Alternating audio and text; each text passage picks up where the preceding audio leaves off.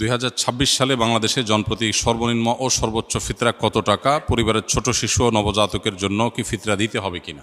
এই প্রশ্নের উত্তর হলো যে নবী করিম সাল্লাল্লাহু আলাইহি সাল্লাম বলেছেন, যাকাতুল ফিত্র তুহরাতান লিস-সাইমি আনিল লাগবি ওয়ার রাফাস ওয়া তু'মাতাল লিল মাসাকিন। অর্থাৎ ফিতরা হলো রোজাদারের রোজাকে রিফাইন করার জন্য।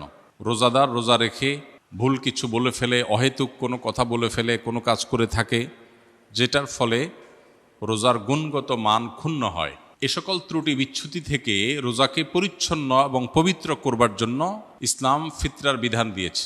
এই জন্য রমজান মাসের শেষে আমরা যে ফিতরা দিয়ে থাকি, সাদকায়ে ফিতর দিয়ে থাকি, এটা মূলত আমাদের পুরো মাসের রোজাটাকে পরিচ্ছন্ন করার জন্য, এটাকে অন্য সব ভুল ত্রুটি থেকে পবিত্র করে আল্লাহর কাছে গ্রহণযোগ্যতার উপযুক্ত করা, এটাই হলো এই ফিতরার অন্যতম উদ্দেশ্য। ফিতরার আরেকটা উদ্দেশ্য নবী সাল্লাল্লাহু আলাইহি ওয়াসাল্লাম বলেছেন, সেটা হলো তু'মাতাল লিল মাসাকিন, মিসকিনদের খাদ্য দান কর্মসূচি। পৃথিবীর ইতিহাসে এটাই সম্ভবত সর্বপ্রথম ব্যাপক এবং সমাজের সর্বস্তরের মানুষের জন্য, দুস্থ মানুষের জন্য খাদ্যদান কর্মসূচি। আজকের পৃথিবীতে বহু খাদ্যদান কর্মসূচি, কর্মবিনিময় খাদ্য, নানান প্রজেক্টের কথা আমরা জানি, কিন্তু ১৫০০ বছর আগে আল্লাহ নির্দেশে নবী করিম সাল্লাল্লাহু আলাইহি ওয়াসাল্লাম রমজানের শেষে সকল রোজাদারদেরকে, সচ্ছল রোজাদারদেরকে যে ফিতরা দেওয়ার নির্দেশ করেছেন, এটার উদ্দেশ্যই হলো যে ঈদের একটি দিন অন্তত সকল অসহায়, দুস্থ, গরিব, অভাবী মানুষের বাসায় খাবারের ব্যবস্থা যেন থাকে। আজও পর্যন্ত পৃথিবীতে যত খাদ্যদান কর্মসূচি আছে, এর কোনোটিকে আল্লাহর দেওয়া ইসলামের এই ফিতরা ব্যবস্থাপনার সাথে কোনোভাবে তুলনা আপনি করতে পারবেন না। একযোগে গোটা বিশ্বের এত অভাবী মানুষের খাবার অন্য কোনো ইস্যুকে কেন্দ্র করে পৃথিবীর কেউ আজও পর্যন্ত দিতে পারেনি, যেটা রমজানকে ঘিরে ফিতরা কেন্দ্রিক খাদ্যদান কর্মসূচি মুসলমানরা গোটা বিশ্বব্যাপী করে থাকে। তো এই ফিতরা সম্পর্কে আমাদের অনেকেরই জানার থাকে, এবছর ফিতরা কত, এটার মূল কনসেপ্টটা আমাদের একটু জানা দরকার।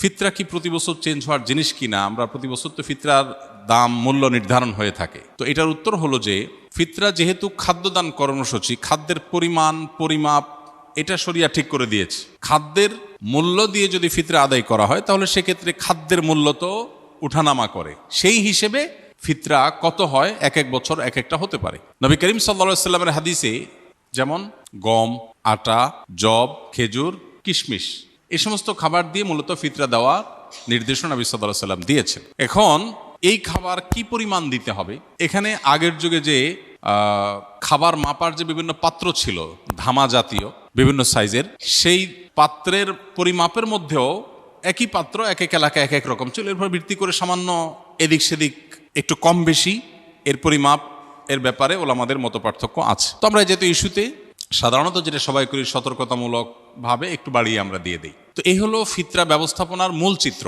পরে এক সময় ফুকাহে কেরাম অনেকে গবেষণা করলেন যে নবী করিম সাল্লাল্লাহু আলাইহি ওয়াসাল্লামের সময়কার পৃথিবীতে সাধারণত পণ্যের বিনিময়ে পণ্যের কেনাবেচা হতো, মুদ্রার বিনিময়ে পণ্যের কেনাবেচা খুবই কম হতো।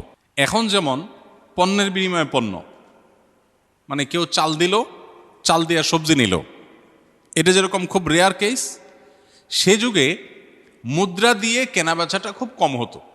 বিশেষ করে স্থানীয় বাজারগুলোতে মানুষ মুদ্রা দিয়ে আপনার পণ্য কেনাবেচা যেমন করতো, আবার পণ্য দিয়ে পণ্য কেনাবেচা হতো।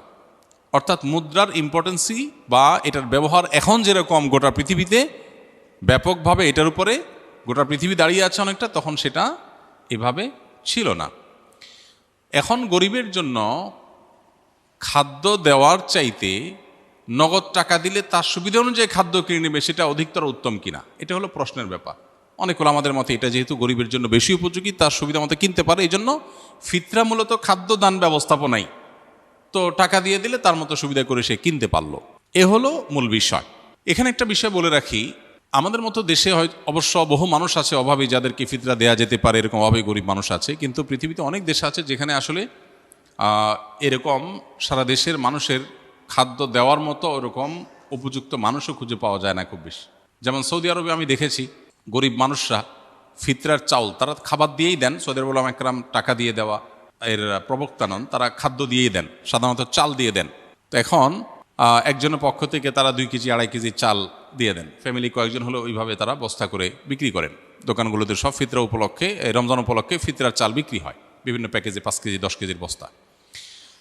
তো আমি দেখেছি যে সেখানে গরিবরা অনেকেই চালের স্তূপ হয়ে যায়, কারণ গরিব তো খুব কম, ফিতরা তো সবাই দিচ্ছে আর সবাই তো চালই দিচ্ছে। তো এমনও দেখা গেছে যে গরিব মহিলা উনি পিক আপে করে মসজিদের সামনে আসছেন চাল কালেকশন করার জন্য, এবং এটা কমন চিত্র সৌদিতে। সবাই যে পরিমাণ চাল দিছে, উনি ওই পিক আপ রেখে দিছে সামনে, রেখে বসে আছে, সবাই চাল এনে এনে ফেলে দিচ্ছে, পিক আপ স্তূপ হয়ে গেছে।